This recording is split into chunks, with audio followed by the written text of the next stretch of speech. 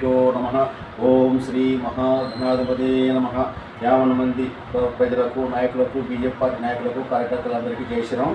ఈరోజు కర్నూలు జిల్లా కృష్ణగిరి మండలం అనకతాడు గ్రామం భారతీయ జనతా పార్టీ కార్యదర్శి అయిన నేను ఈ విధంగా తెలియపరచడం అనగా, నాకు తల్లితో సమానమైనటువంటి శ్రీమతి గీతా మాధురి గారు, సురవరం అడ్వకేట్ గారు, తర్వాత వచ్చేసి మన ఆంధ్రప్రదేశ్ రాష్ట్ర ప్రధాన బీజేపీ పార్టీ ప్రధాన కార్యదర్శి అయిన శుభ సందర్భంలో ఎన్నోసార్లు మా తల్లి గారిని సత్కరించాలనే చిరు కోరిక ఉండేది.